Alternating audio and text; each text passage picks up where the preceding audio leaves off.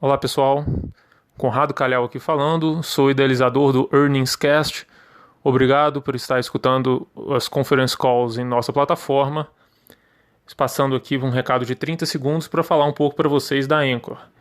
A Anchor é uma plataforma gratuita para a criação de podcast. Ela contém ferramentas que permitem aos usuários gravar e editar áudio, organizá-los em episódios de podcast, publicar podcasts em plataforma de escuta e monetizar o conteúdo. Um abraço a todos e continue conosco. Bom dia e obrigada por aguardarem. Sejam bem-vindos à teleconferência do GPA para a apresentação dos resultados da companhia no terceiro trimestre de 2020. Esse evento está sendo transmitido simultaneamente pela internet via webcast, podendo ser acessado no endereço www.gpari.com.br, onde se encontra a respectiva apresentação. A seleção dos slides será controlada pelos senhores. O replay desse evento estará disponível logo após o seu encerramento. Informamos que o press release sobre o resultado da companhia também está disponível no site de Relações com Investidores. Esse evento está sendo gravado e todos os participantes estarão apenas ouvindo a teleconferência durante a apresentação da companhia e, em seguida, iniciaremos a sessão de perguntas e respostas quando mais instruções serão fornecidas. Caso algum dos senhores necessite de alguma assistência durante a conferência, queiram, por favor, solicitar a ajuda de um operador digitando *0. Antes de prosseguir, gostaríamos de esclarecer que eventuais declarações que possam ser feitas durante essa teleconferência relativas às perspectivas de negócios do GPA, projeções e metas operacionais e financeiras constituem-se em crenças e premissas da diretoria da companhia, bem como em informações atualmente disponíveis. Considerações futuras não são garantias de desempenho, elas envolvem riscos, incertezas e premissas, pois se referem a eventos futuros e, portanto, dependem de circunstâncias que podem ou não ocorrer. Investidores devem compreender que condições econômicas gerais, condições da indústria e outros fatores operacionais podem afetar o desempenho futuro do GPA e podem conduzir a resultados que diferem materialmente daqueles expressos em tais considerações futuras.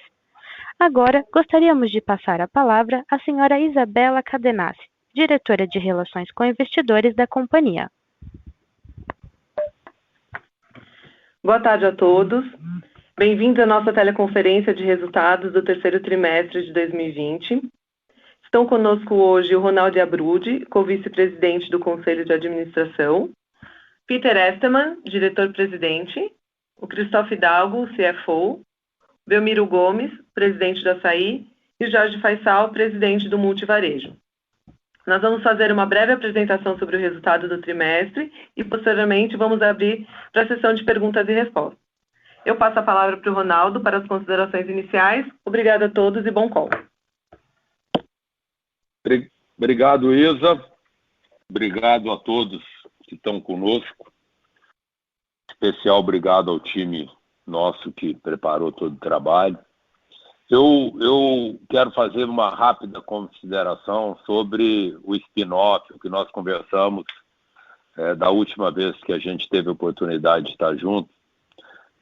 Nos últimos meses, eu diria que no trimestre, nós estamos evoluindo muito fortemente na separação das duas companhias.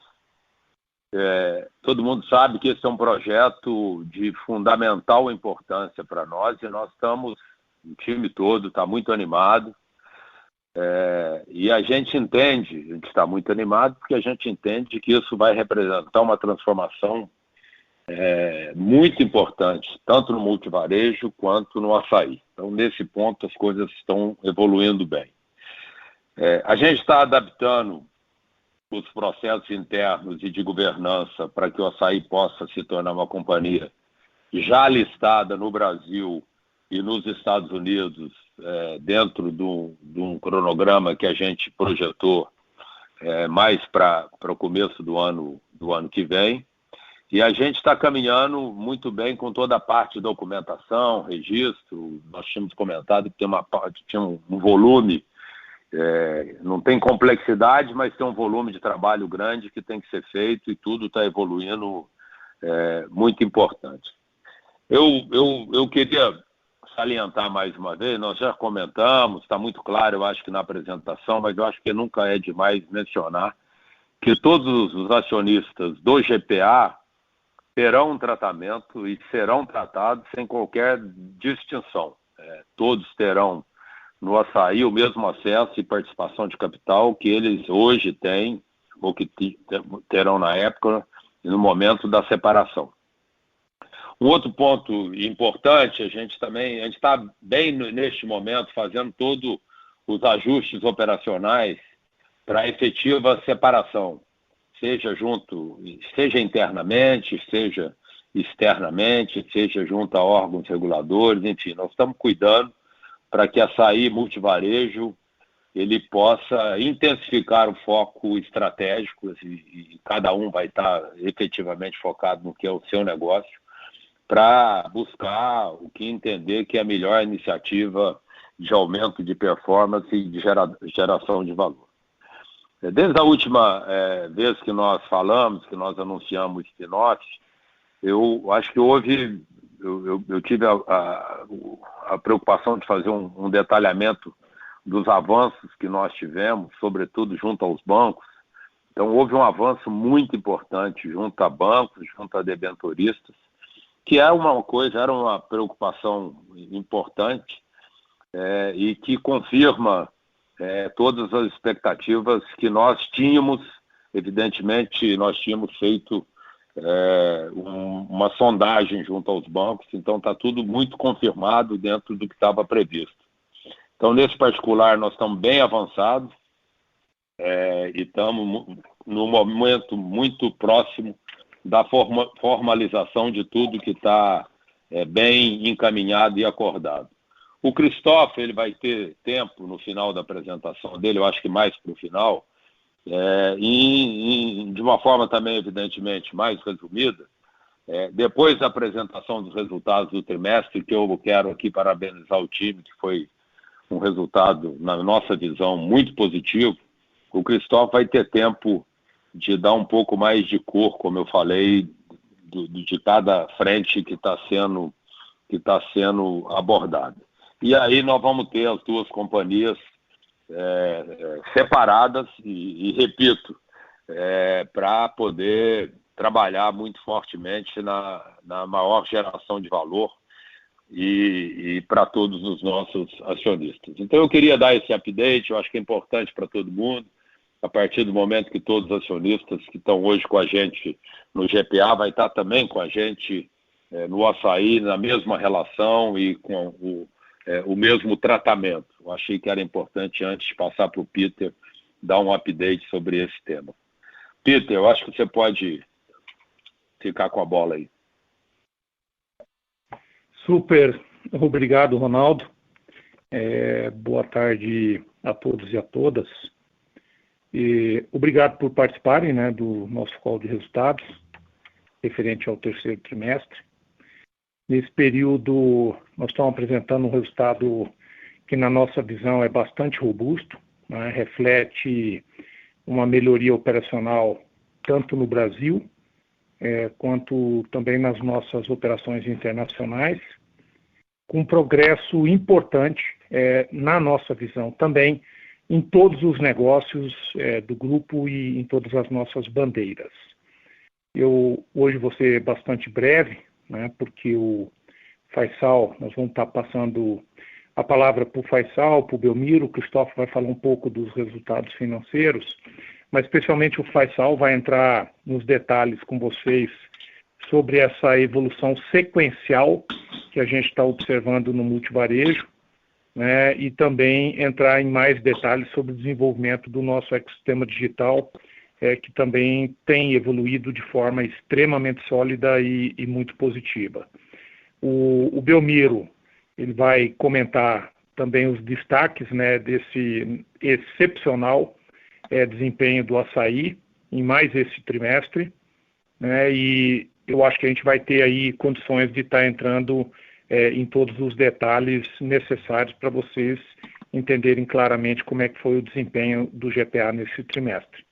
Eu passo agora a palavra para o Christophe para fazer os comentários a respeito do desempenho financeiro do GPA nesse TRI. Obrigado, Peter. Obrigado, Ronaldo. Boa tarde a todos e obrigado pela participação ao nosso call de resultados. Vou começar abordando os principais destaques financeiros do desempenho consolidado do GPA, obviamente no terceiro trimestre.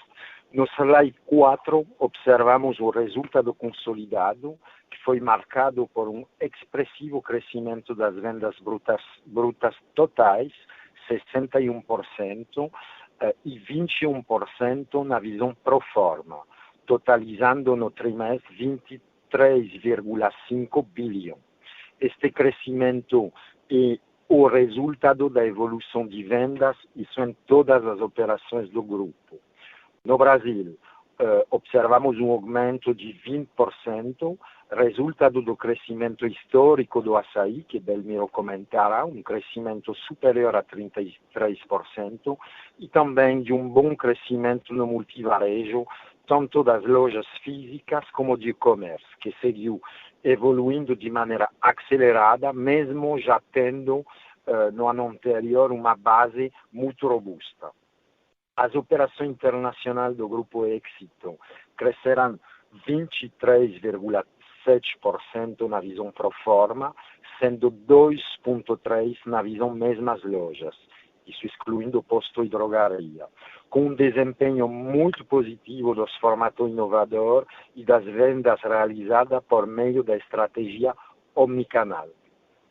A margem bruta do GPA consolidado apresentou uma expansão de 0,4 ponto percentual, 40 bips, ficando em 21,7% no trimestre, impactada positivamente pela consolidação do Éxito, quando no Brasil a margem do açaí se manteve estável, quando comparado com o ano anterior, e no multivarejo ficou praticamente em linha com o último TRI, lembrando que no caso do multivarejo estamos no terceiro trimestre de melhoria sequencial da margem bruta, e lembrando também que isso em todas as nossas operações, esta margem é representativa de um nível de competitividade alinhado com as exigências do mercado. Um destaque no mesmo slide são as despesas com vendas gerais e administrativas, que mantiveram um patamar estável na visão consolidada. Na visão Brasil, observamos uma forte diluição de despesa, tanto no açaí como no multivarejo. Belmiro e Fessal vão voltar sobre o detalhe disso. O EBITDA ajustado do GPA consolidado alcançou 1,7 bi de reais, com uma margem de 7,8% como resultado da evolução significativa no Brasil e da contribuição do Grupo Éxito.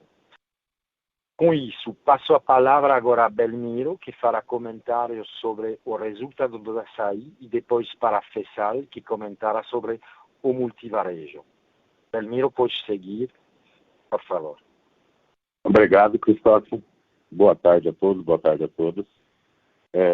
Sem ser repetitivo na linha que o Christophe falou, mas destacando o crescimento total, foi o grande destaque do açaí nesse trimestre, uma taxa de 33,4%.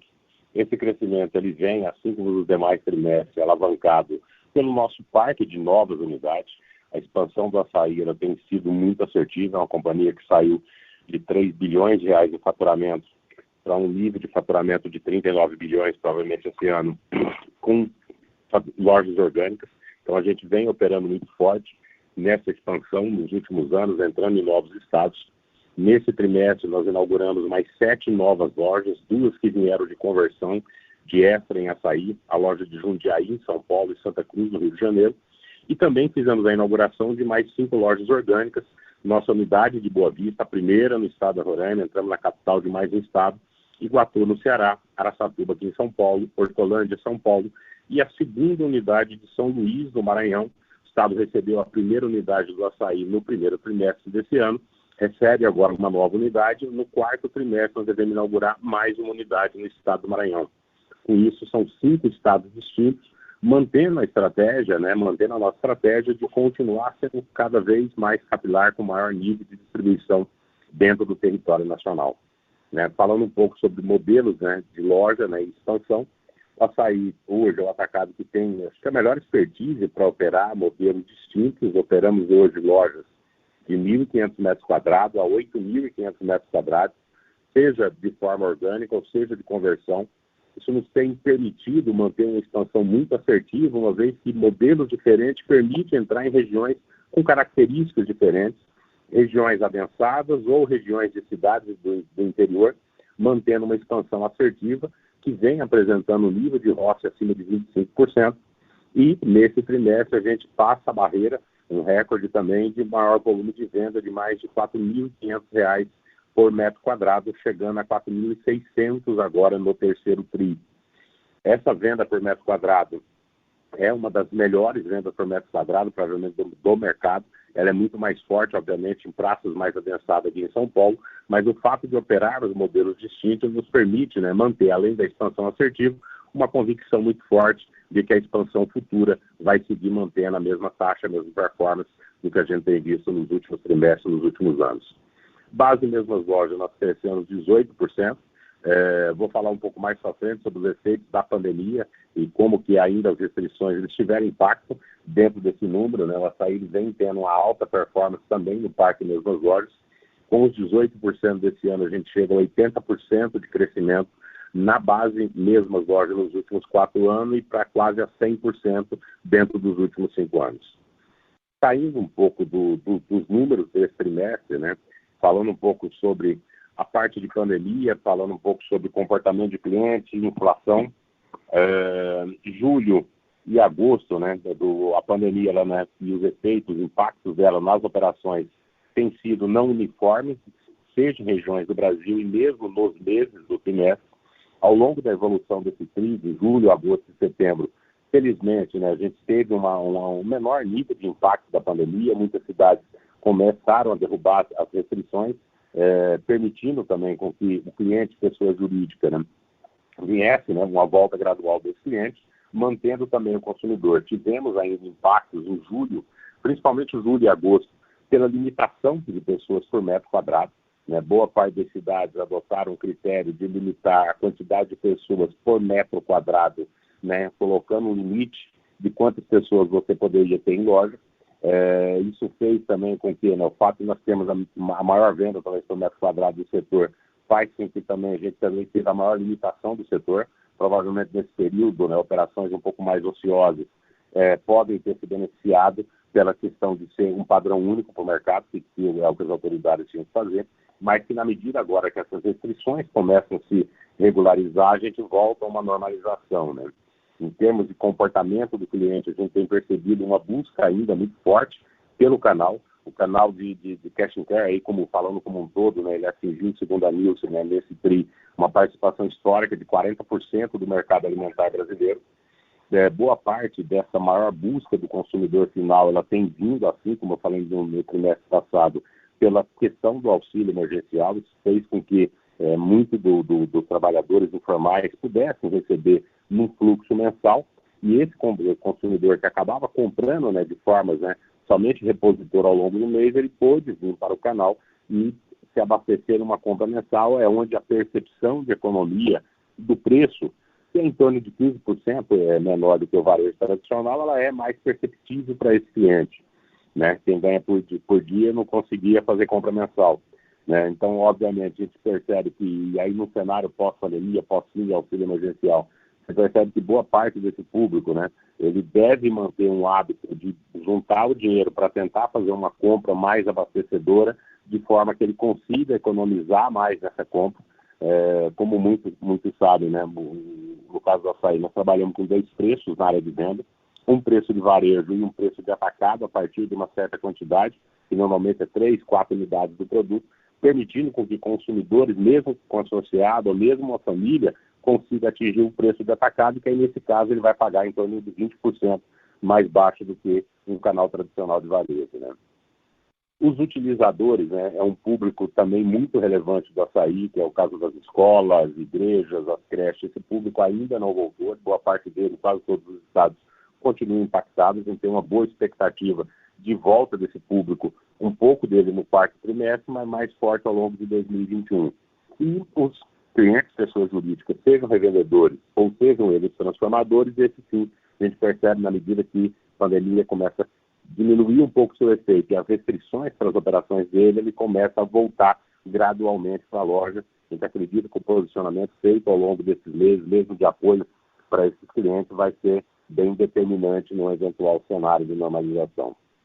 Como boa parte do público também deve ter visto, a gente segue também ao longo desse TRI uma inflação em algumas categorias de produtos. Essa inflação ela não é também uniforme, assim como a pandemia, né? Durante os meses do trimestre, nem em todas as categorias. Nós tivemos uma disparidade inflacionária nunca vista, né? Em termos de uma categoria para outra. Enquanto a bebida está dentro da taxa normal de inflação, com 2%, uma limpeza, uma perfumaria, especialmente as commodities, né, incluindo aí a alimentação básica, leite longa-vida e alguns produtos perecíveis, tiveram uma forte alta ao longo do trimestre, tem sido noticiado pela imprensa. Isso também, obviamente, compõe, é um dos compositores da base mesmo, as lojas, do crescimento, criando, né, em algumas categorias, ela chegou, né, no caso da alimentação básica, talvez o maior exemplo seja o óleo de soja, que chegou a bater 50% de aumento em relação ao anterior. Né? Então, dependendo da participação de categoria de algumas operações ou de operações, elas podem não traduzir corretamente o ganho de volume. Né? O ganho de volume do açaí nesse terceiro TRI na base da mesma loja, ele ficou próximo de 5%, o que na nossa visão é um ganho bem positivo, uma vez que boa parte ainda do público nosso não está atendido, né, na normalidade, ainda não voltou às suas atividades. Né? Com isso, dentro desse movimento, a gente fecha, mesmo com a abertura de novas lojas, abertura de novos estados competitivos, seja o estado do Maranhão, seja o estado que a gente entrou em Roraima, né, é a primeira operação do estado, a gente tem sempre um impacto em margem, né, quando você inicia uma loja nova.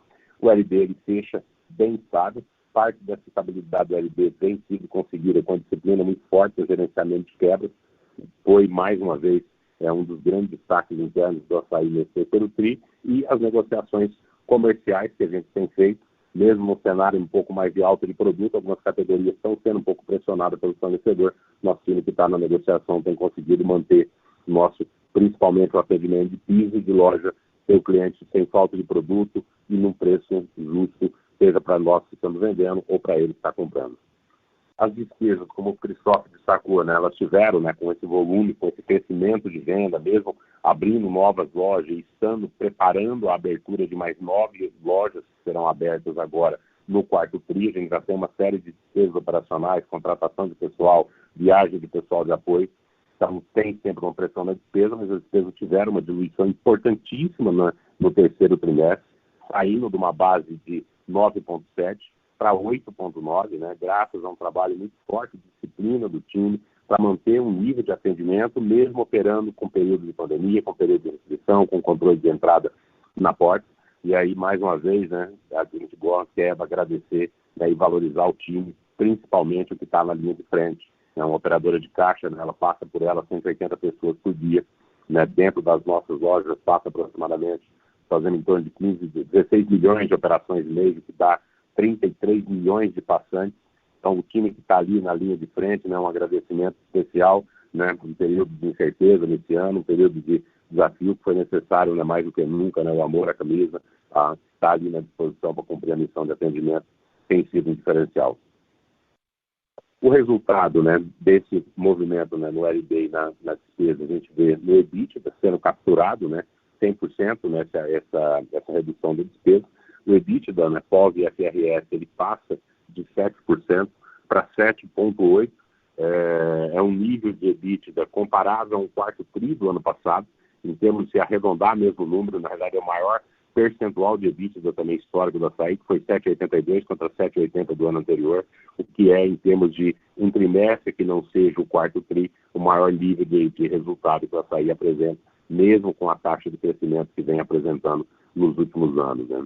Esse salto também é acompanhado, obviamente, pelo EBITDA normal, uma vez que a nossa despesa do aluguel é baixa, ele sai de 6,32 para 6,85, e o Assaí mantém também a sua história com uma operação que ele praticamente não usa caixa, a gente tem um nível de depreciação extremamente baixo, então praticamente 50% do EBITDA ele é convertido em lucro líquido final, contribuindo também com os resultados do grupo, conforme o Ronaldo, o Pipo e o Cristóvão destacaram. Que da cisão, um ponto rápido, o Ronaldo já detalhou, a gente está bem avançando no projeto, em todas as frentes, né, facilita muito, porque as áreas core, principalmente, já eram áreas que trabalhavam de forma independente, né, então alguns procedimentos em termos de governança, compliance, parte tributária, jurídico, ficava, né, sob gestão do controlador, do GPA, mas que isso a gente já tinha os pontos focais em estar avançando nesse processo, a empresa vai estar totalmente pronta, preparada, né, caso passe na Assembleia, para efetuar esse movimento de cisão. Em termos de obra, né, como eu tinha destacado, né, 9 obras estão agora como nossa meta em abertura no quarto trimestre. As obras também sofreram impactos da pandemia, uma vez que várias delas eram atividades que não estavam permitidas ou acabavam atrasando o nosso cronograma de abertura. A gente tinha como meta estar com boa parte das inaugurações feitas esse ano até outubro e novembro, mas dados esses impactos, algumas delas vão ficar para ser inauguradas em dezembro, 9 devem ser abertas esse ano, das 12 que estão em obra, 3 vão virar para 2021. Então, com isso, né, e mais as outras de 2021 que a gente inicia, é muito possível, o time está bem focado e trabalhando, porque 2021 seja um ano recorde em abertura de novas lojas do Assaí, mantendo, né, a estratégia que a gente tem feito de estar presente, né, em vários estados do Brasil. É um plano de expansão que ele busca essa capilaridade, busca atuar com sucesso em mercados muito distintos, né. Destacando também, né, para finalizar, dentro do terceiro tri, o Assaí ele foi reconhecido no ranking Brand como a 33ª marca mais valiosa do Brasil. Foi reconhecido também pelo Idevar como o melhor atacadista do país em nível de atendimento, isso pelos nossos clientes, e também a 4ª empresa mais admirada pelos seus colaboradores, né. Então, uma empresa que vem em expansão, que está chegando a 50 mil colaboradores, nós somos a 10ª maior empregadeira privada hoje do Brasil, crescendo praticamente 30% de pessoas ano sobre ano, também ser admirado pelo time que faz, nos dá a certeza que a gente está no caminho certo, seja do ponto de vista de atendimento ao cliente, seja na geração de valor para os nossos acionistas, seja também cumprindo o nosso papel de distribuidor complementar para os nossos clientes, pessoa física, para pessoa jurídica e também os fornecedores, né. Estarei mais uma vez, né, isso dá, né, esse reconhecimento por parte do time, nos dá a confiança na manutenção, de crescimento, de estabilidade, de consistência, ano sobre ano, mês sobre mês, trimestre sobre trimestre, que a Assaí vem apresentando. Obrigado a todos e todas, e passo a palavra para o Faisal, o presidente do Multivarejo, que vai falar sobre os números. Obrigado. Obrigado, Belmiro. Boa tarde a todos e a todas. Primeiro, parabenizar o resultado do Assaí, Belmiro, time, parabéns aí pelo resultado fantástico aí do Q3. Eu quero começar também agradecendo ao time do Multivarejo, nesse terceiro trimestre, um trimestre ainda de muita adaptação ao cenário de Covid, adaptação ao cenário de mudança do nosso consumidor, um trimestre de muita tomada de risco, um trimestre de superação dos times. Então, quero agradecer aqui a todo o time do Multivarejo pelo esforço e pelos resultados alcançados, né? O resultado desse trimestre foi um resultado bom de venda de 10,4% de mesmas lojas sem impostos de combustível. O food e não food, alimentos e não alimentos, cresceram de 11% aproximadamente. Lembrando a todos que nosso negócio aqui é um negócio predominantemente alimentar. 80%, nossa participação hoje é 79% alimentos, 21% não alimentos nesse trimestre, e isso mostra que o nosso negócio também é focado em uma categoria com muita resiliência, com muita solidez, não só agora no momento atual, mas para o futuro. Nosso EBITDA cresceu 9% nesse trimestre, de 500 milhões para 546 milhões. Foi o terceiro trimestre consecutivo de melhora dentro do Multivarejo, assim como eu falei para vários de vocês aqui nos trimestres anteriores, que o Multivarejo ia ter melhorias graduais e sequenciais. A gente teve um crescimento de 50 bips no EBITDA em relação a 2019, e quando você abre o nosso PNL, é importante ressaltar a queda aqui das despesas gerais administrativas de 60 bips, especialmente na corporação e muito focado em produtividade, tanto em lojas quanto nos centros de distribuição. Uma queda de despesa importante para também nos dar solidez de crescimento para o futuro. Um detalhe um pouco bandeira a bandeira aqui, marca. Primeiro, o hipermercado, importante salientar para todos aqui, no hipermercado foi um trimestre onde a gente retomou um EBITDA de 7%, acima de 7% nesse formato, uma marca importante para mostrar a solidez desse formato diante de momentos agora como de um novo normal. 3 dígitos em cima dessa seção de não alimentos, mesmo depois da reabertura dos comércios de rua em julho, e também sem grandes campanhas de concentração de clientes em hard sell, campanhas promocionais hard sell nas lojas, como era a nossa base de 2019. Os hipermercados agora estão passando por uma revitalização da proposta de valor. A gente já está tendo agora uma ampliação dessa revitalização, que foca principalmente em ter mais competitividade no mercado, focado em preço, em fortalecimento de todas as partes de como um diferencial competitivo importante dentro desse formato, e uma simplificação em toda a variedade de produto, em todo o nosso sortimento. Isso está em curso, a gente vai falar certamente disso com mais detalhe para vocês no futuro. O mercado extra, o nosso antigo Extra Supermercados, ela teve um trimestre fantástico de venda, de 17% de crescimento. Todas as lojas, agora nós completamos o 3º ano da conversão de super para mercado, mesmo as lojas da primeira safra, do primeiro lote dessa conversão, crescem. Então, é um consolidado perante ao cliente de bairro.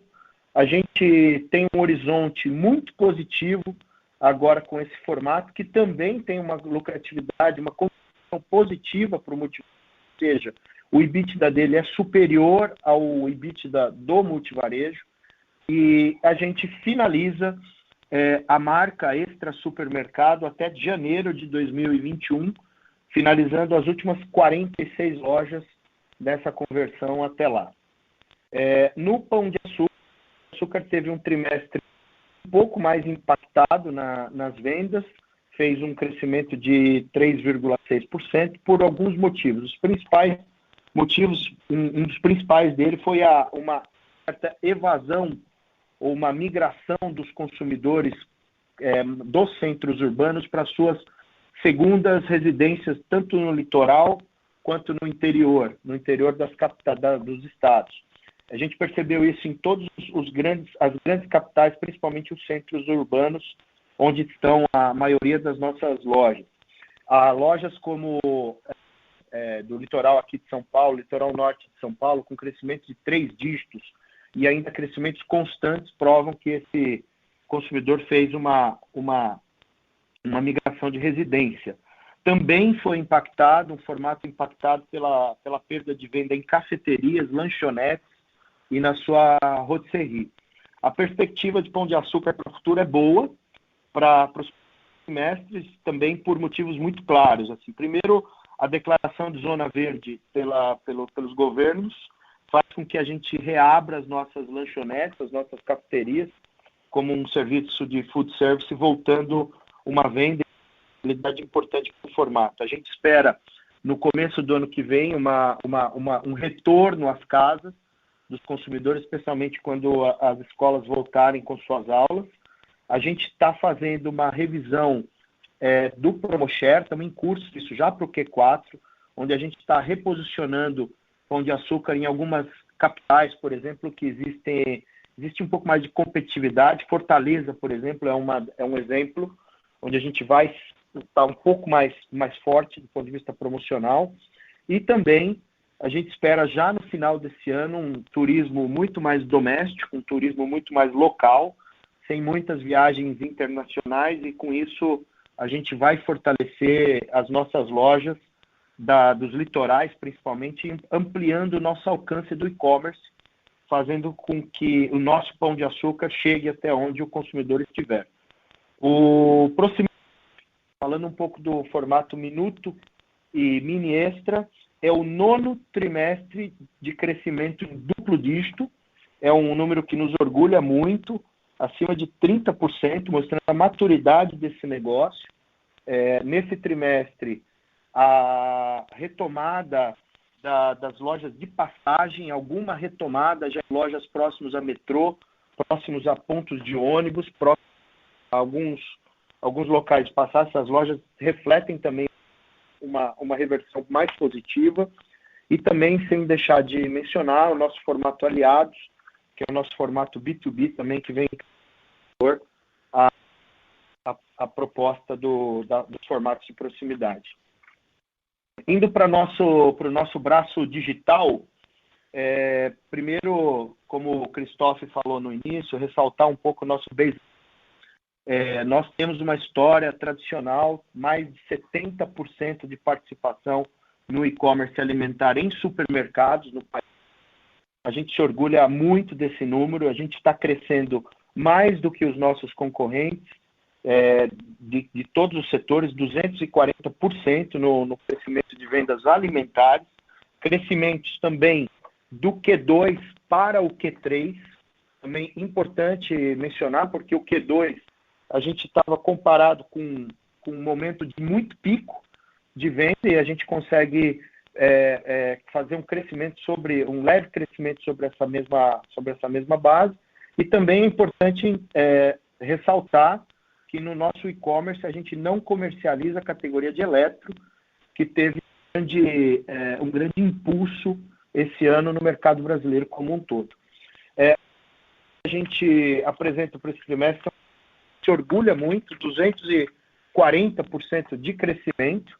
A participação nas vendas alimentares no multivarejo chega a 6% no e-commerce, e no Pão de Açúcar, um destaque, chegando no trimestre a 12% de participação, com picos, com momentos que ultrapassam a 15%, chegam quase a 17% de participação em alguns picos, em algumas semanas do trimestre.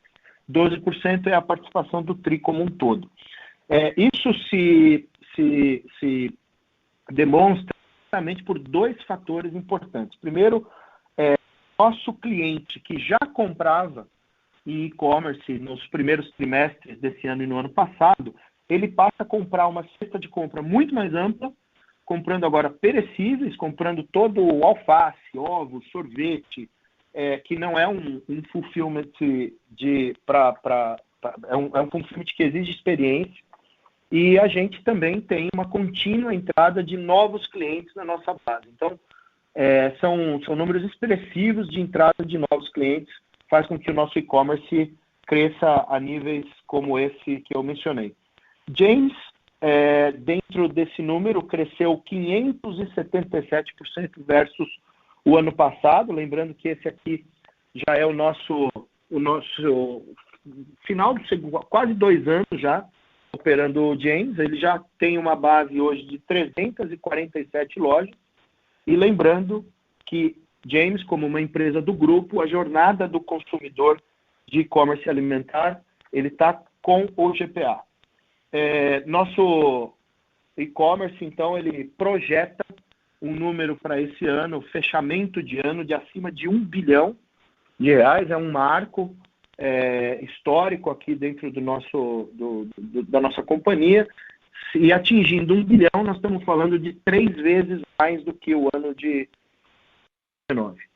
Ainda dentro do ecossistema, para finalizar a minha parte, um lembrete que esse trimestre a gente lançou definitivamente a nossa plataforma de coalizão no varejo brasileiro, a Stix. Lançamos operacionalmente, então os senhores e senhoras podem conhecer dentro dos nossos aplicativos, Pão de Açúcar, Clube Extra e também com o aplicativo próprio Stix. Nós queremos ressaltar aqui e agradecer publicamente a parceria com Raia Drogasil e também com Itaú por esse lançamento bem sucedido. A gente está muito satisfeito com os primeiros números para esse programa e também ressaltar dos próprios aplicativos de Raia Drogasil, vocês também podem encontrar o Stix. Os nossos aplicativos cresceram em número de download 30% acima do ano passado. Nós já chegamos a quase 14 milhões e meio de consumidores ativos, de consumidores que têm os downloads ativos dentro dos seus de smartphones, e números crescentes, a um ritmo crescente mês após mês. A gente tem agora, daqui a 2 dias, sábado, dia 1º de novembro, aliás, dia 1º de novembro, a gente lança o nosso marketplace, a nossa plataforma de marketplace. Nós vamos falar bastante disso, um trabalho de mais de 1 ano de construção dessa nova plataforma. Nós já fechamos mais de uma centena de contratos com marcas líderes do mercado do varejo brasileiro, especialmente com algumas categorias em verticais importantes, como, por exemplo, a categoria de baby care, a categoria de automotivos, a categoria de móveis e utilidades domésticas, de cama, mesa e banho, pet care, e também, obviamente, que complementando toda a nossa proposta de alimentos.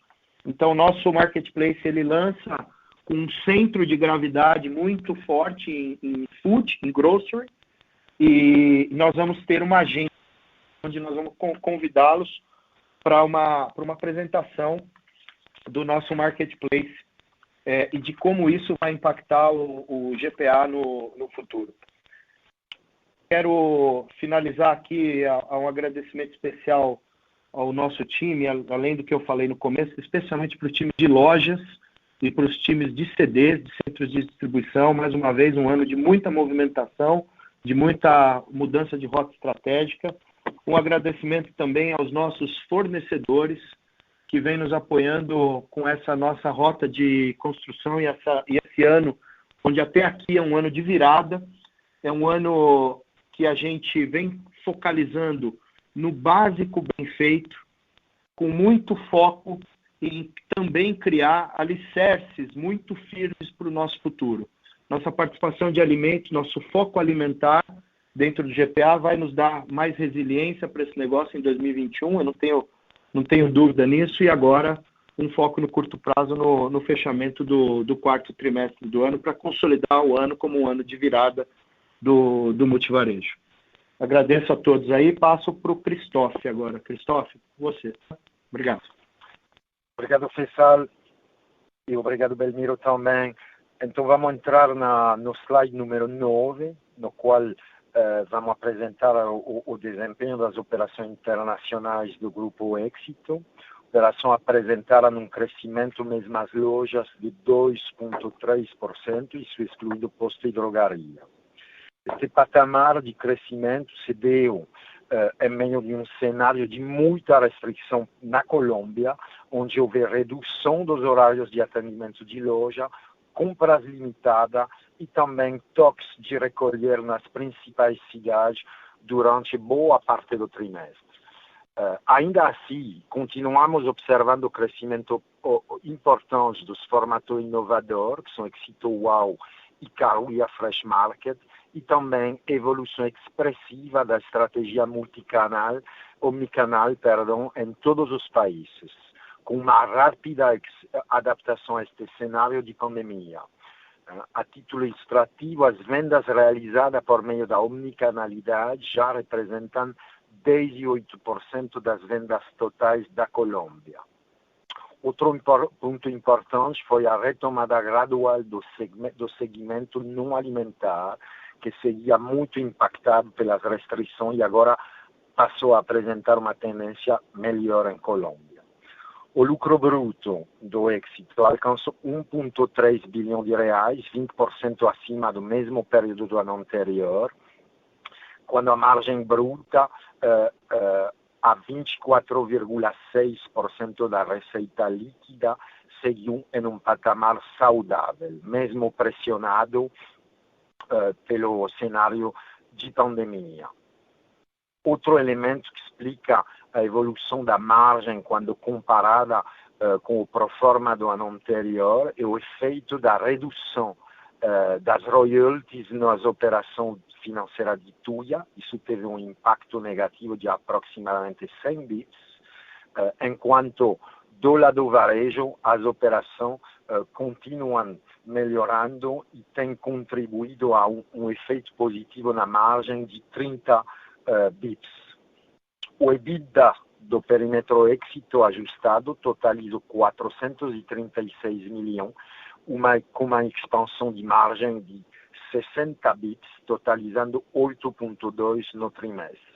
Esta evolução ocorreu em função da melhora operacional no varejo, bem como do maior lucro da Tuya, já que Tuya não tem distribuído royalty, tem também organizado ação de redução de custo e também contou com menor efeito da PDD, porém com menor provisão do que imaginávamos ter que passar.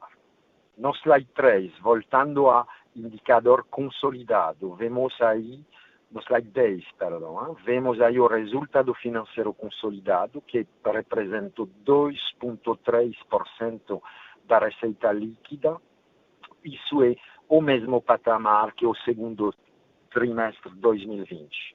No entanto, o incremento como percentual da receita, quando comparamos com o terceiro tri do ano anterior, se deu em função de maiores receitas financeiras pontuais que tivemos no ano passado, com a venda da participação da Via Varejo e dois, com a entrada dos recursos para a aquisição do grupo Éxito e também algumas receitas de atualização monetária. Passando pelo slide seguinte, vemos a forte expansão do lucro líquido dos acionistas controladores, ficou 2,5 vezes superior ao terceiro trimestre do ano passado, totalizando assim 386 milhões. Com sua margem líquida foi de 1,8% da venda, ou seja, 0,7 pontos percentual acima do ano anterior, refletindo a significativa e consistente melhora nas operações no Brasil, bem como a consolidação das operações internacionais. No slide 12, vemos o cenário de alavancagem da companhia, um cenário adequado e totalmente alinhado com nossas expectativas. A dívida líquida ajustada pelo saldo dos recebíveis no antecipado ficou em 9,6 bi na visão consolidada, equivalente a 2,1 vezes o EBITDA ajustado, ou seja, um nível ligeiramente inferior ao que observamos no segundo tri. Lembro que a relação no segundo tri era 2,2 vezes o EBITDA.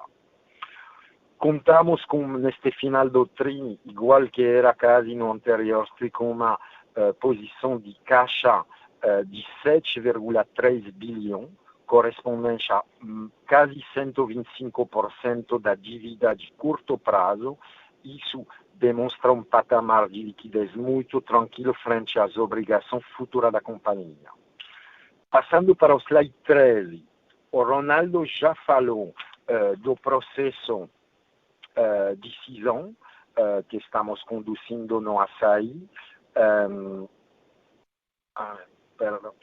Desculpem, sobre este projeto de spin-off, mas eu somente queria reforçar com você o status do estudo e os próximos passos. Aí estou resumindo no slide seguinte o avanço das diversas frentes. Temos algumas frentes do projeto que são já concluídas ou em fase de conclusão, por exemplo, a adoção do novo Estatuto Social de Assaí, a definição de todas as políticas e comitê. Fizemos também o primeiro filing na CVM do pedido de registro do Assaí como companhia aberta. efetuamos também a discussão de waiver com o credor, permitindo a convocação das assembleias de debenturista no curto prazo. Como próximos passos nesta operação de spin-off, que está indo então bem e conforme as nossas expectativas, temos outras frentes em andamento, como a preparação dos protocolos de cisão, base no balanço do terceiro trimestre de 2020, que pensamos submeter à aprovação dos acionistas em assembleia nas próximas semanas.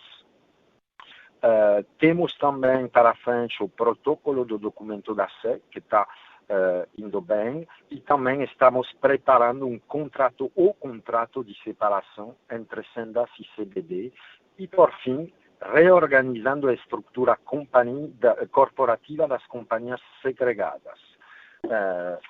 Como ressalto que estamos confiantes no cumprimento do cronograma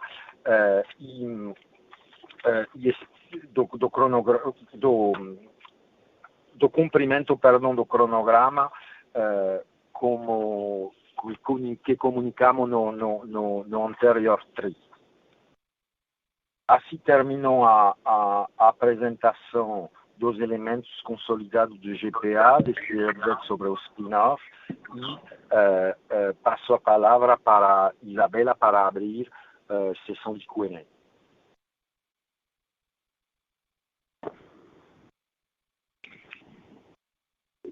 Bem, antes da Isabela, Belmiro, né, rapidamente sobre o Compre Bem, antes da gente abrir para as perguntas e respostas.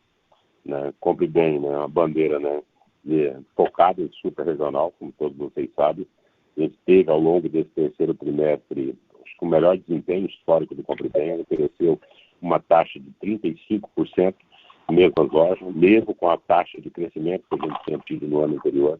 Com significativa, né, expansão, nós tivemos novos clientes, né, na bandeira. A bandeira ela vem numa taxa de crescimento muito forte, principalmente se posicionando no interior de São Paulo, em praças de cidades onde ela consegue, onde não tem cidades com capacidade de ter um cash and carry, ela tem assumido um papel de realizar essas compras abastecedoras e de compra repositora dentro do grande centro.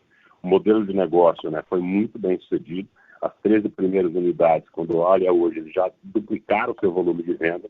As 15 novas unidades abertas no final do ano passado ganharam em termos de fluxo de cliente quase 18% nesse trimestre, nos dando a certeza da companhia ter um formato adequado para ser mais competitivo perante o mercado regional e principalmente para a atuação em praças interioranas dentro do interior de São Paulo e também, fazendo um papel muito forte nas compras repositoras dos clientes. Né? E agradecer também o time do Compre Bem por esse excepcional trimestre apresentado pela bandeira. E aí devolvo a palavra para a Isabela. Muito obrigado. Obrigada, Belmiro. Agora passamos para a sessão de perguntas e respostas. Abrimos agora a sessão de perguntas e respostas.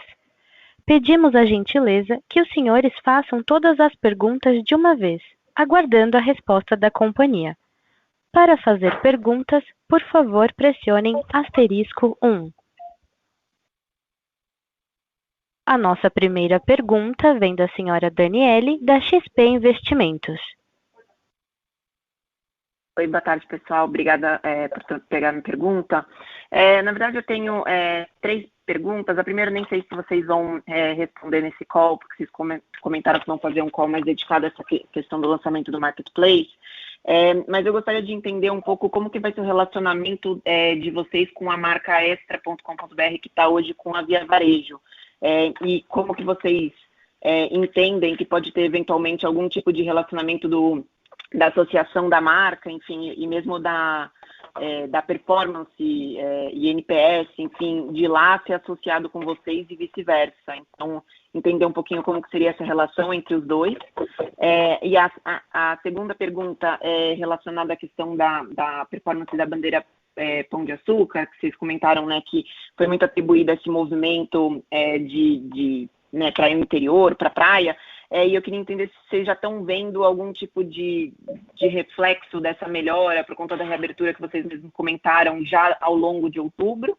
E a última é um pouco sobre a rentabilidade, que realmente foi, eu acho, um destaque super positivo do resultado. Vocês estão conseguindo manter as margens em níveis super saudáveis em todas as divisões. Então, queria entender como que vocês veem isso evoluindo para frente. Obrigada. Daniele, obrigado pela pergunta. Em relação ao Marketplace, a gente vai dar mais detalhes, porque essa apresentação dessa nova plataforma é algo um pouco mais técnico, envolve muito atributo de tecnologia, a gente quer passar o contexto inteiro, tá? A gente não quer que a conversa fique concentrada em cima desse tema. Então, nós vamos dar um pouco mais de detalhes um pouco mais à frente. De fato, quero dizer que o lançamento da nossa Marketplace é uma nova fonte de receita, muito importante para o negócio.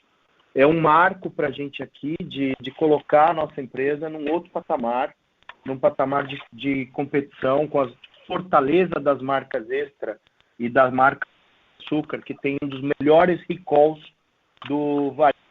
A gente não tem dúvida que com força das marcas e com centro de gravidade em alimentos que tem frequência alta e recorrência alta do cliente, a gente vai conseguir dar passos muito mais acelerados nessas plataformas, na competição com plataformas de marketplace pelo Brasil. Em relação ao pão, a gente sim já está vendo algum retorno, ainda muito devagar, tá? Muito gradual, muito menor do que a gente desejava que acontecesse. Na verdade, a gente teve que fazer um movimento ainda inverso, tendo que fazer um atendimento nas pontas, né? Então, por exemplo, numa loja nossa, Pão de Açúcar Riviera, Pão de Açúcar Guarujá, a gente tinha um e-commerce, por exemplo, que atendia a 3 quilômetros de distância dessas unidades. A gente teve que abrir o raio de alcance para quase 15 quilômetros em cada uma dessas lojas, para a gente poder fazer um atendimento ainda dessa população, digamos assim, que ainda estão fora da sua primeira residência. A gente acredita que com o retorno das aulas, aí sim, esse público, esse nicho do Pão de Açúcar vai ter um retorno um pouco mais acelerado, tá? Eu te respondi bem. Obrigado pela pergunta.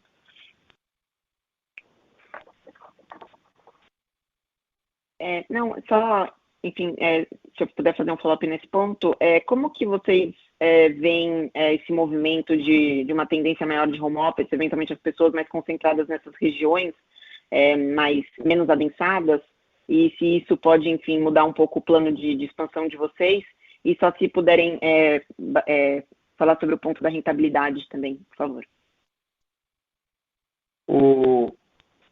Olha, é difícil a gente fazer um prognóstico correto do que vai ser do home office no futuro, né? Obviamente que o home office é uma prática que vai se continuar. O nosso cliente em home office, nessas segundas residências, precisam ser atendidos com o nosso alcance. Então, ainda é muito prematuro para a gente dizer que tem qualquer tipo de impacto. A gente não acredita, tá? Que isso seja um grande impacto na nossa estratégia de expansão.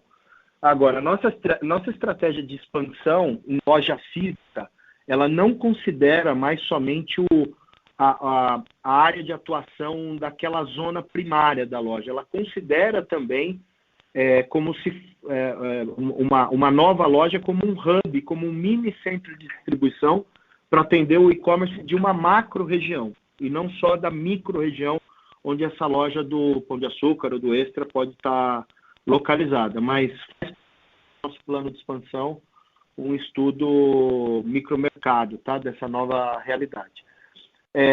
Em relação a tua pergunta sobre lucratividade, Daniela, se você puder refazer? Não, claro. É só porque realmente foi um destaque que eu acho bastante importante do resultado, o nível de rentabilidade entre todas as divisões ainda em patamares bastante sólidos. Só queria entender um pouco qual que é a perspectiva da evolução dessa rentabilidade para frente, se vocês acham que dá para ser mantida nesses níveis, se tem algum ponto que faria com que elas caíssem, enfim, só para entender o quanto que é estrutural essa melhora. Bom, para usar a tua própria palavra, tá? É uma melhora estrutural, tá? Não é uma melhora pontual de atributos não recorrentes ou de atividades não recorrentes, atividades operacionais não recorrentes.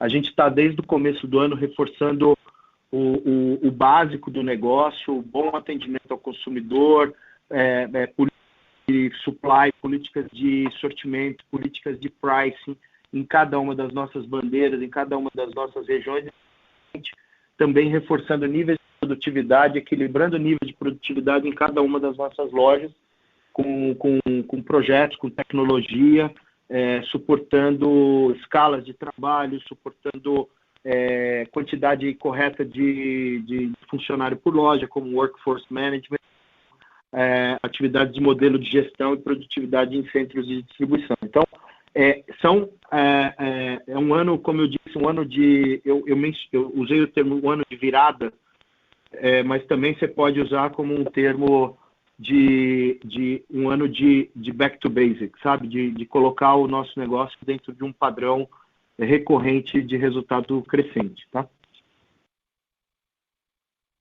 Tá ótimo, muito obrigada.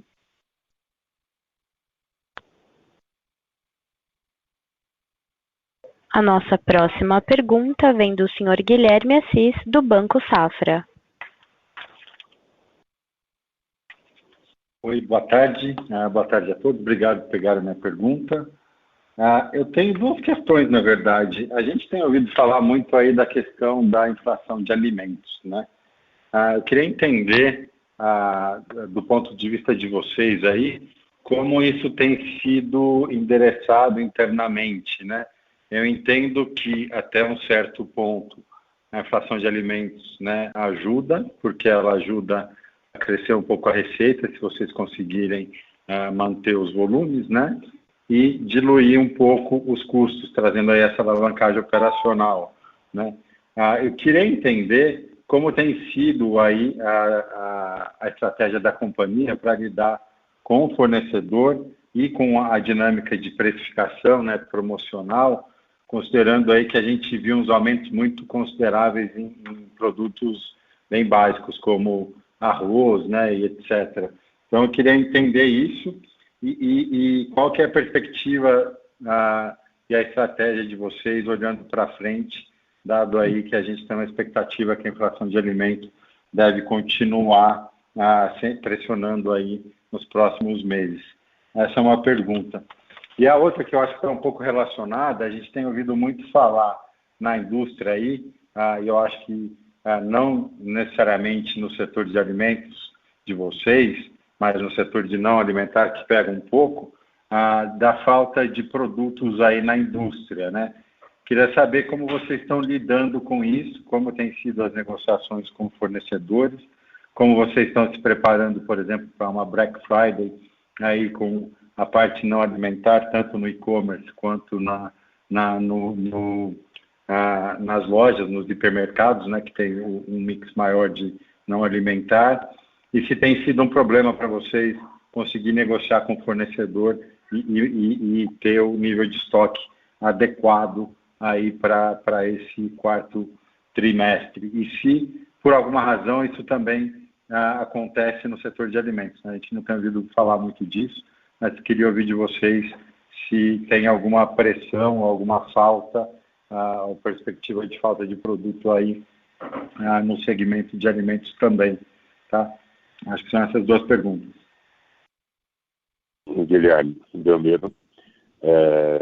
Falando um pouco sobre inflação, né? Gente, como eu falei, né, até no discurso, ela não é pontual, ela não é uniforme em todas as categorias de produto. No caso dos alimentos, a gente teve, né, um impacto muito maior nas commodities, que aí por questão de dólar, exportação e algumas com safra, e também no caso das proteínas, né, principalmente bovina, que teve uma elevação muito forte.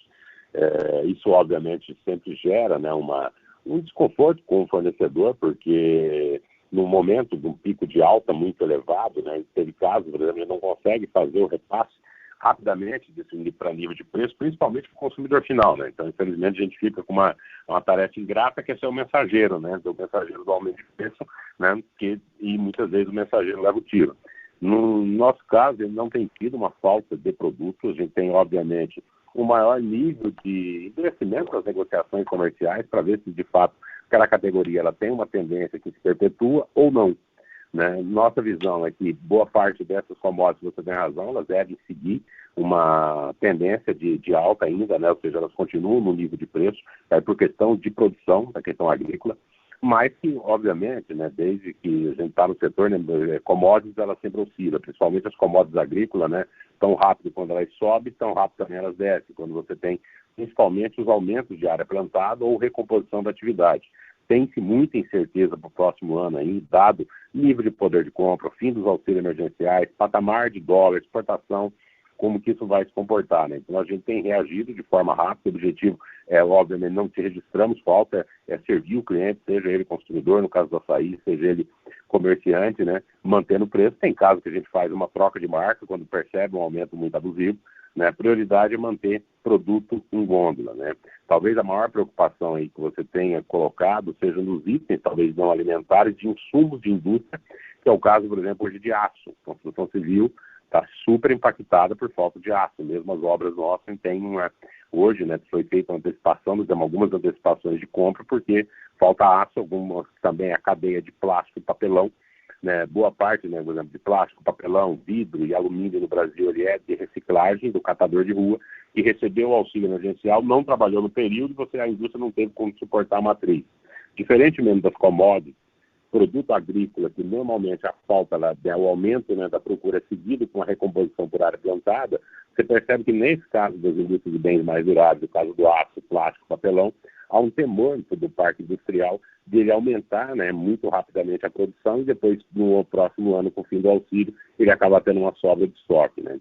Não é nada nesse momento que você percebe um impacto maior, mas isso tem ou que possa gerar falta de produto ou gerar algum atraso, por exemplo, em obra, mas você percebe uma preocupação do mercado, sim, da capacidade da indústria de voltar para atender, do nível de confiança para o próximo ano, mas esse ano, né, foi um ano de diversas incertezas, de reações, de mudança, como o Faisal falou, de estratégia de curto prazo. Acredito que o posicionamento, tanto nosso como do multivarejo, vai estar, né, totalmente adequado para poder se ajustar a esse cenário, fazendo, né, o máximo e melhor possível. Né, e eu não acredito, sinceramente, de falta de mercadoria, pelo menos nesse momento. Né? Não sei se o Faisal quer complementar. Guilherme, boa tarde. Em alimentos, eu acho que o Belmiro falou da inflação, só complementando o que o Belmiro falou, acho que no multivarejo a gente tem enfim, como companhia toda, a gente tem um comportamento de muito respeito ao consumidor, a gente não faz um repasse, o mesmo repasse que a gente recebe no custo, a gente não faz imediatamente ao consumidor, a gente faz isso com estoques ponderados, com valores ponderados, o que mexe um pouco na nossa margem, em algumas categorias, como os produtos básicos. Para compensar essa margem, a gente faz sempre, reequilibra o nosso mix promocional, reequilibra o nosso promo share. Então, por exemplo, um aumento de arroz, a gente parou de colocar arroz na televisão para poder fazer uma compensação interna de rentabilidade. Então, mas é um cenário ainda incerto para o futuro, dependendo da cadeia.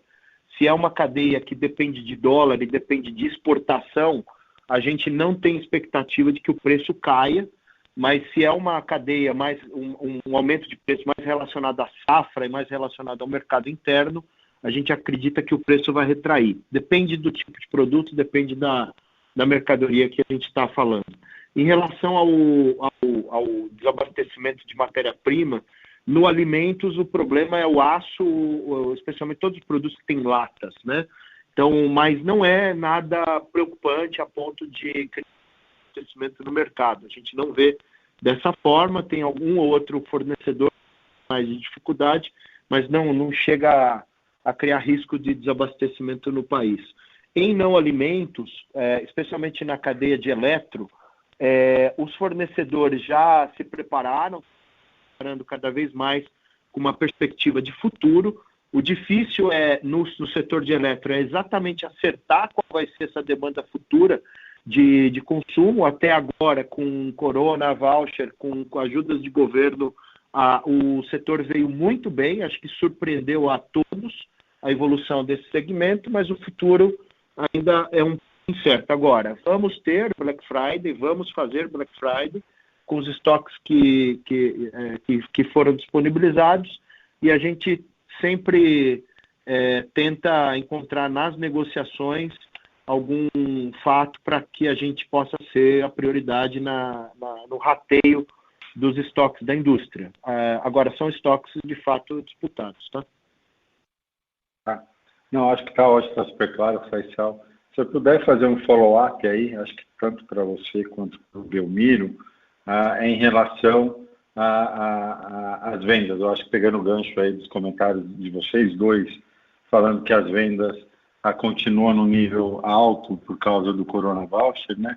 A gente viu, se não me engano, foi hoje mesmo que a APAS soltou aí um comentário falando que já está vendo uma queda um pouco mais acentuada na demanda no setor, né, no varejo alimentar, né? Vocês podem falar um pouquinho sobre se vocês viram isso já nesse mês ou na última semana?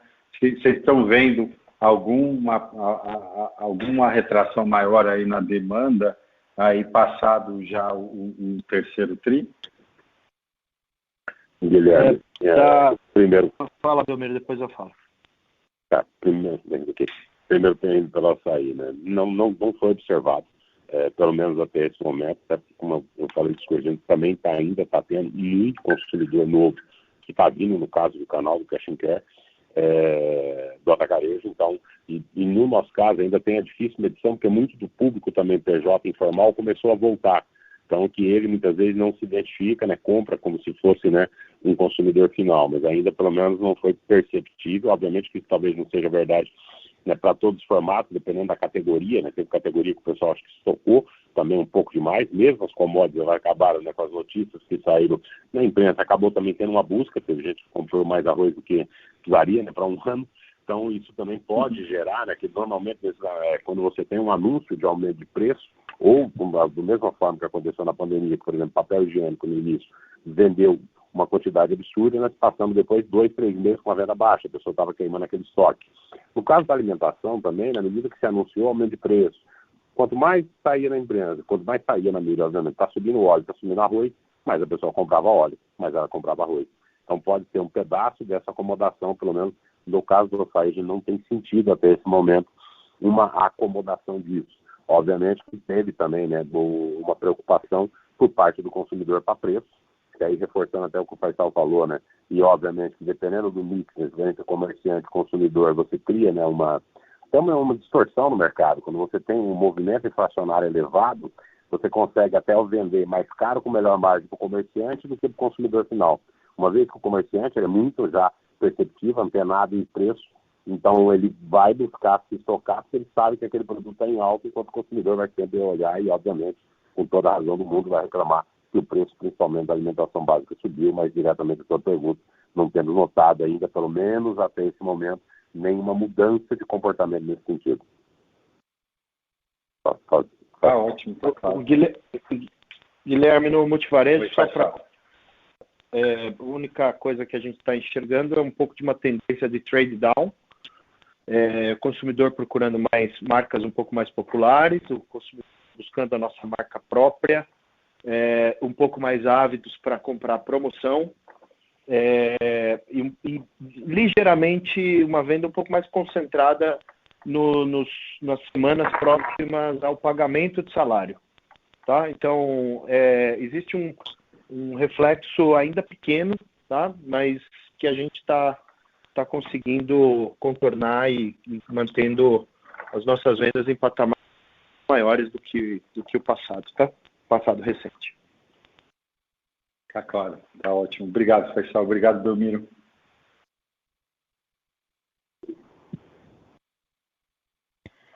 A nossa próxima pergunta vem da senhora Olivia, do Banco JP Morgan. Oi, pessoal, boa tarde, obrigada por pegar minha pergunta. Tem algumas perguntas, na verdade. A primeira é ainda nesse tema de hábito do consumidor e de talvez um downtrade que o Faisal estava comentando. Queria entender se vocês estão enxergando downtrade entre as marcas, né? Então, acho que o Belmiro comentou também de um aumento de pessoa física dentro do açaí, se vocês consegue enxergar que isso aqui talvez seja um pouco mais estrutural no longo prazo. A minha segunda pergunta é se a gente pudesse recapitular um pouco a história do hipermercado Extra, né? Então, acho que no ano passado vocês comentaram de fechamentos e de conversões, queria entender se esse plano se mantém, se a gente ainda pode trabalhar com aquele mesmo guidance de lojas extras que deveriam permanecer na base. E minha terceira pergunta, eu queria um update do plano de desinvestimento, de venda de ativo, né? Vocês fizeram bastante coisa do lado de sales leaseback, do lado de imóveis, eu queria entender o que a gente pode esperar para frente, tanto do ponto de vista de venda de imóvel, quanto talvez de venda de alguns ativos operacionais. Obrigada. Bom, em relação à tua primeira pergunta do trade down, existe alguma, como eu disse, existe sim uma tendência de marcas mais premium para marcas um pouco mais populares, tá? Mas, na verdade, mais para as marcas mainstream. Obviamente, depende muito da categoria de produto. Algumas marcas líderes muito fortes no país continuam tendo muita resiliência, muita solidez com a sorte que elas têm. Agora, existe sim um movimento de downtrade, tá? Marcas, mix, canais, tá? Essa é uma...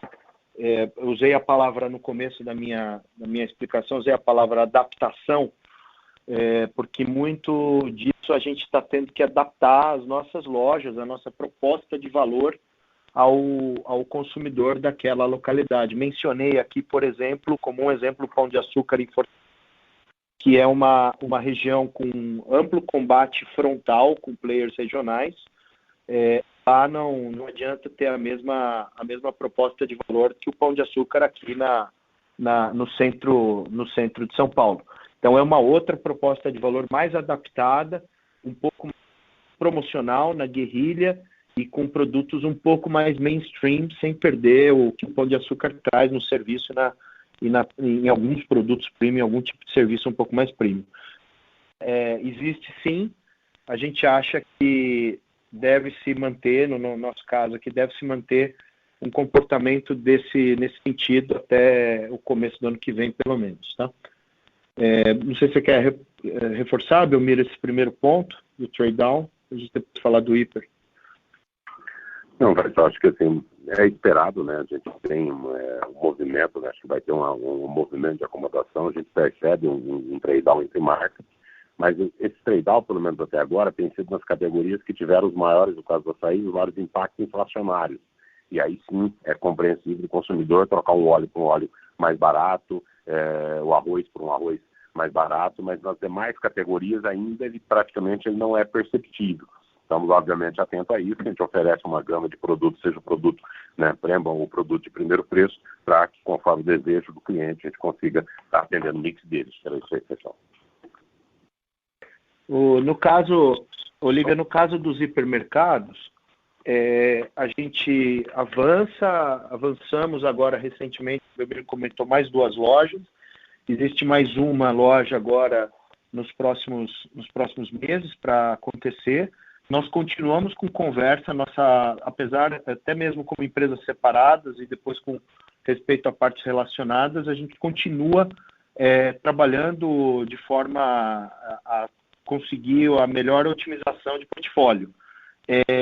A gente deve ter um número de conversão um pouco menor do que foi indicado no começo do ano para vocês. A gente tinha falado por volta de 30 hipermercados, nós devemos fazer menos do que isso nos próximos meses, mas eu não gostaria de te dar um guidance novo, tá? Para esse tópico. O ponto é que o hipermercado, de um ano para cá, ele teve um avanço de EBITDA muito considerável. Falei um pouco no meu speech, ele já está fazendo acima de 7%, então o hipermercado é responsável por uma grande parte da nossa recuperação de um ano para outro.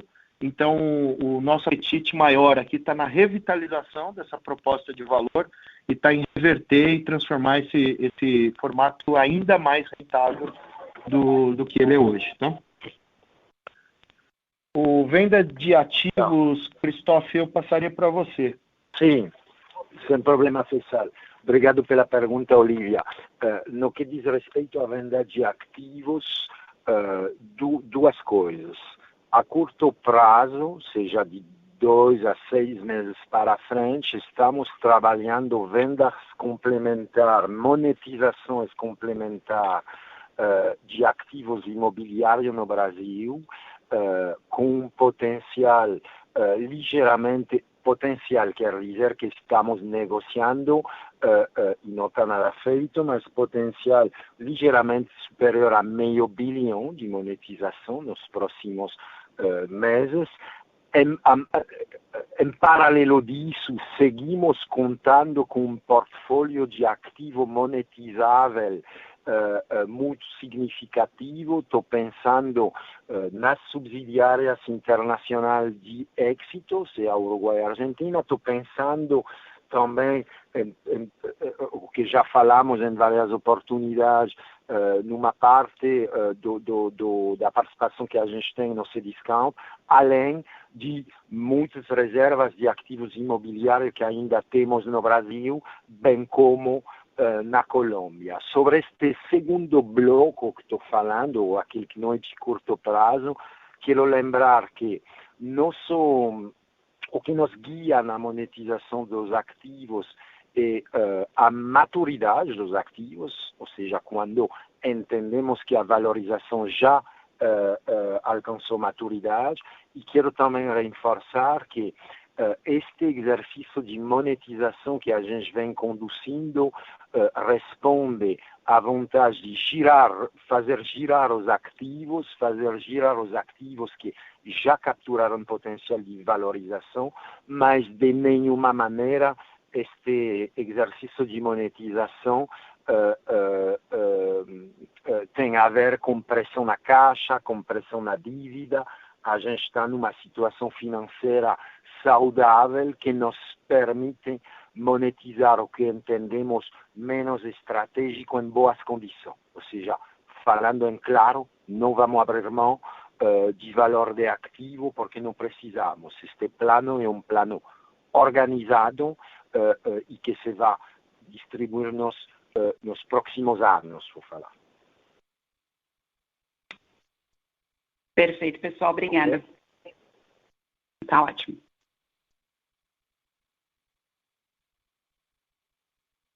A nossa próxima pergunta vem da senhora Irma Sgarz, do Goldman Sachs. Olá, boa tarde. Obrigada pela pergunta. Eu só tenho apenas duas perguntas rápidas. Uma sobre se vocês puderem abrir um pouco onde que está o mix do fulfillment no online, no e-commerce alimentar, entre James, entre abastecimento através do CD e outras formas de entrega, e para onde que vocês veem isso evoluindo, talvez no curto e médio prazo. E a segunda pergunta, houve algumas despesas aí, acho que 35 milhões não recorrentes relacionados com o internacional. Se vocês puderem abrir um pouco mais sobre isso, mas também falar como que está andando a captação de sinergias com êxito no âmbito internacional. Obrigada.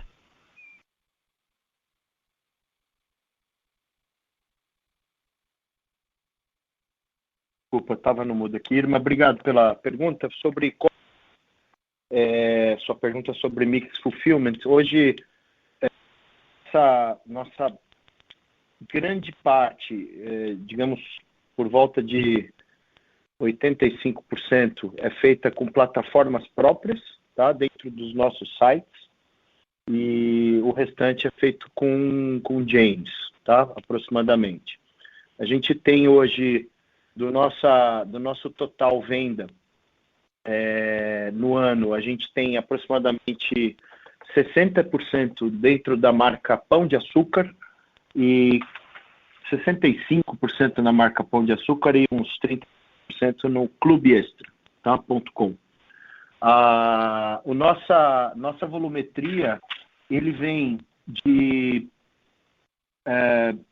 mais ou menos, fazendo uma conta rápida aqui, quase 60% vem das 360 300 lojas aproximadamente com shipment from store, e mais uns 30%, 35% com distribuição via CD. Uma modalidade que cresceu muito nesse último trimestre foi o Click and Retire, tá? É um formato bastante rentável, porque a gente não tem o custo logístico last mile, e ele já representa quase 10% das vendas feitas, onde a gente está dentro do Shipment from Store, no nosso caso aqui, mas ele já representa quase 10% do total.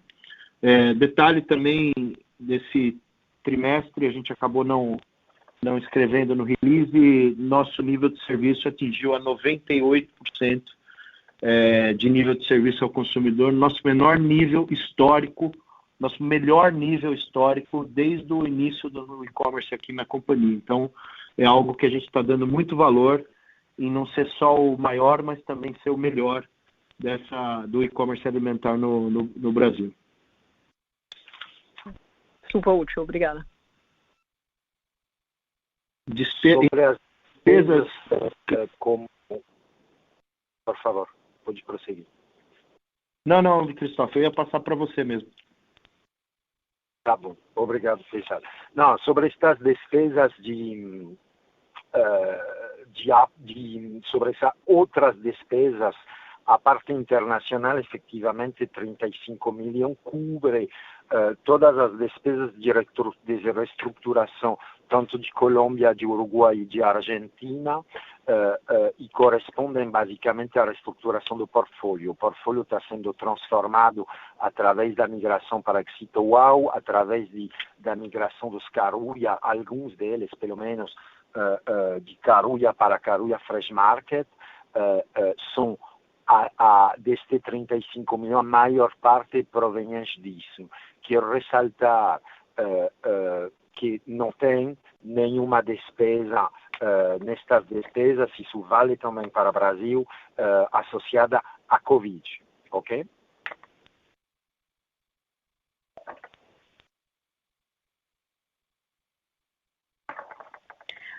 A nossa próxima pergunta vem da senhora Helena Vilares, do Itaú. Oi, pessoal, obrigada por pegar minha pergunta. A nossa pergunta aqui, na verdade, é para o Belmiro, se ele puder comentar um pouco sobre formatos de açaí. Assim, a gente tem discutido aqui muito que, dado a adesão da pessoa física, e isso até é um ponto que você comentou agora durante o call, se faria sentido, por exemplo, ter serviço dentro de loja. A gente queria a visão de vocês e o que vocês puderem compartilhar em relação a isso. Obrigada. Oi, Helena, Belmiro. Tem tido, né, uma aderência, né, o foco do atacado não é trazer, obviamente, uma proposta de serviço, até uma vez que isso levaria um aumento de custo, podendo mudar a proposta inicial, que é a proposta de preço baixo. O que não significa que isso seja uma verdade para todas as regiões do Brasil. Dependendo de onde você está inserido, dependendo da região que você está inserido, né, principalmente cidades interioranas, que não tem tanta oferta de outros tipos de serviço, isso é uma solução que a gente pode, amanhã ou depois no futuro, estar avaliando. Mas para os grandes centros urbanos, pelo menos nesse momento, né, não faz sentido você colocar uma padaria dentro da loja e, ao mesmo tempo, se posicionar como vendedor de farinha para um padeiro, né, de uma padaria que é conheceu. A gente vende para esse padeiro a farinha, nós vendemos os produtos que ele usa para transformação, mas também produtos para revenda, né? Então, não nos interessa matar a padaria vizinha, né? Dando como exemplo, por exemplo, de serviço. Então, não vejo que isso entre no radar. O mercado ele muda, obviamente, a gente está sempre olhando as novas tendências do mercado, mas não vemos, por exemplo, isso no radar no curto prazo. Ou médio prazo. Obrigado. Tá ótimo, obrigada.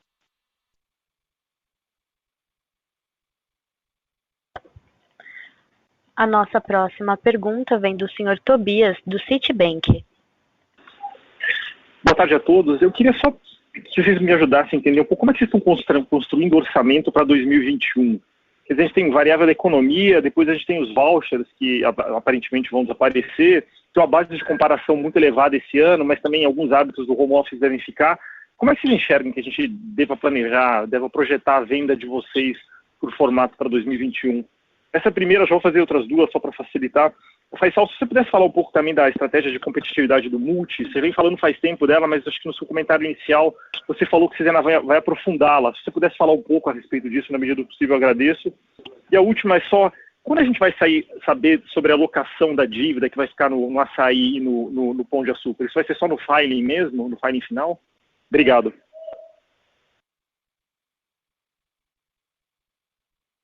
Vamos falar sobre competitividade primeiro, tá, Tobias? Boa tarde para você, obrigado pela pergunta aí. Boa tarde. Competitividade, a gente vem adaptando cada uma das bandeiras em cada uma das nossas regiões em níveis de competitividade totalmente diferentes. A gente tem agora, desde o ano passado, ferramentas tecnológicas diferentes para nos suportar. Não é imagine que um varejista com 40 mil itens adaptar a 800 lojas, níveis de competitividade locais diferentes, não é uma ciência muito simples, né? A gente vem fazendo isso especialmente de forma muito bem sucedida. O mercado extra está muito aderente à proposta de valor de cada uma das suas localidades, e isso se demonstra também no sucesso desse formato. O Pão de Açúcar, a gente teve evoluções durante o ano e a gente agora teve que adaptar. Antes do Covid, a gente tinha uma ideia de competitividade do Pão de Açúcar e agora, depois do Covid, a gente tem outro caminho completamente diferente do que o previsto inicialmente. Hipermercado, a gente vem na parte de mercearia, na parte de produtos industrializados, a gente vem reduzindo sensivelmente o nosso preço regular e diminuindo o nosso share. Isso é necessariamente everyday low price, a gente continua com promoções fortes em televisão, promoções fortes em folheterias, guerrilhas, mas a gente vem tendo mais consistência nos preços da mercearia para a gente estar mais aderente com a do consumidor. Então, esse é um trabalho longo, é um trabalho de disciplina, é um trabalho de consistência e em algum momento mais apropriado posso te dar, Tobias, detalhes mais profundos disso, tá? Perfeito. Só para aproveitar, a gente quer quanto nesse processo, assim, se você pudesse falar 50%, 40%, no começo dos processos, estamos mais pro fim? Olha, no mercado extra, 80%, 90%, tá? No hipermercado, a gente está ainda abaixo de 50% feito, tá? Então, nós separamos um grupo de lojas no hipermercado. Hoje a gente está por volta de 20 lojas, onde a gente já aplicou esse novo processo de competitividade. Os resultados do hipermercado são muito surpreendentes, positivamente surpreendentes, aderentes sem queima de caixa, sem queima de margem. A gente vai avançar com esse projeto ao longo de 2021 na revitalização dos hipermercados, tá? Esse é um dos principais atuações nossas agora nesse ano. Obrigado de novo. Em relação ao orçamento, de fato a gente está ainda nos planejamentos estratégicos, Tobias, e de fato a gente deve dar pouca abertura, tá, para esse tema nesse momento. Obviamente, o que eu posso te antecipar é que sendo um exercício totalmente fora do normal, né? Fora do padrão, um exercício que precisa ser feito com muito mais profundidade. Os segmentos de alimentos e os segmentos de não alimentos para 2021 devem ter comportamentos diferentes. Esse ano a gente viu na economia uma dispersão muito forte, varejos especializados, varejos de serviços sofrendo, outros tipos de varejo ganhando muita volumetria, como foi o segmento de construção, o segmento de eletrônicos. Então, a gente está no meio do planejamento estratégico, ainda não temos planejamento fechado para 2021 e seria muito prematuro te abrir qualquer tipo de número nesse momento. Entendo. Obrigado. Obrigado.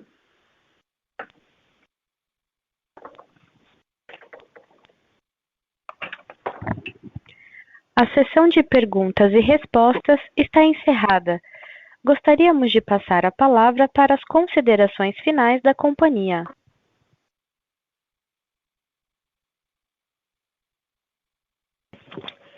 Ok, muito obrigado a todos e a todas novamente pelo interesse de participar do nosso call, da nossa conferência.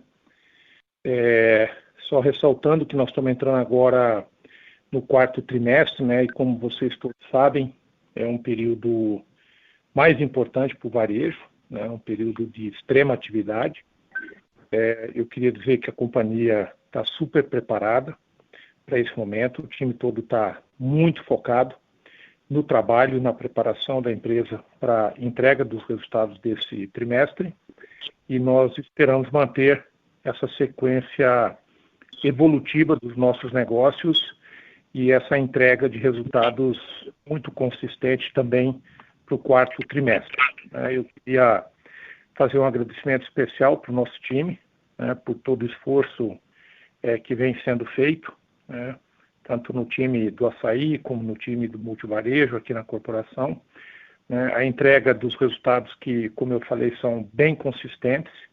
E um tema que o Faisal também colocou, a importância das melhorias sequenciais. A gente acredita muito nisso e estamos bastante confiantes para o 4º trimestre. Eu agradeço mais uma vez a todos vocês e uma boa tarde. Só uma coisa, Peter, desculpe. Eu comecei a responder o Tobias e algum problema ocorreu que eu não respondi, mas não quero deixar ele sem resposta. Complementando o Faisal, a gente faz o orçamento que a gente chama de B1, B2 e aterrissagem.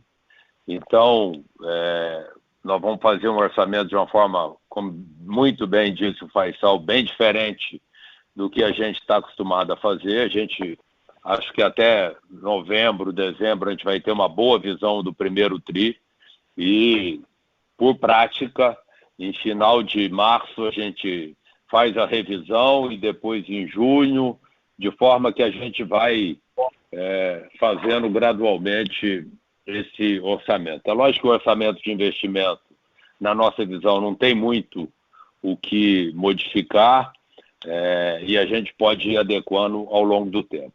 Quanto à última pergunta, Tobias, que você falou da alocação da dívida, se vai ser só no filing, nós estamos trabalhando com os bancos e, primeiro, internamente, a gente está praticamente muito bem evoluído internamente em termos de ter uma visão do business plan do Açaí, do business plan do multivarejo.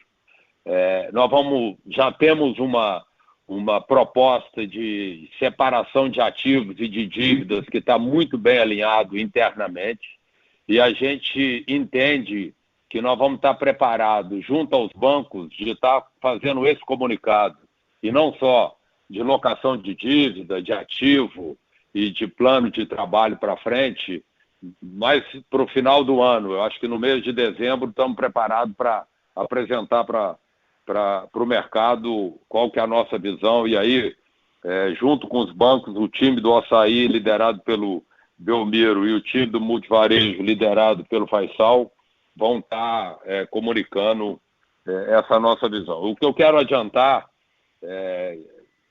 só para não deixar dúvida, é que isso não impactará de forma nenhuma na capacidade de crescimento e de investimento nem do Açaí de um lado e nem do multivarejo, seja em loja física, seja no e-commerce. Nós estamos cuidando para que tudo continue dentro da lógica que nós desenhamos desde o começo.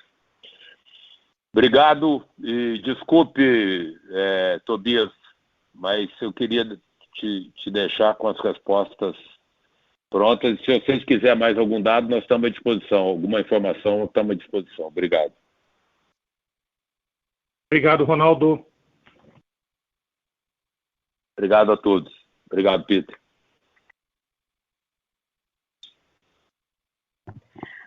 A teleconferência de resultados do GPA está encerrada. O Departamento de Relações com Investidores do grupo está à disposição para responder às demais dúvidas e questões.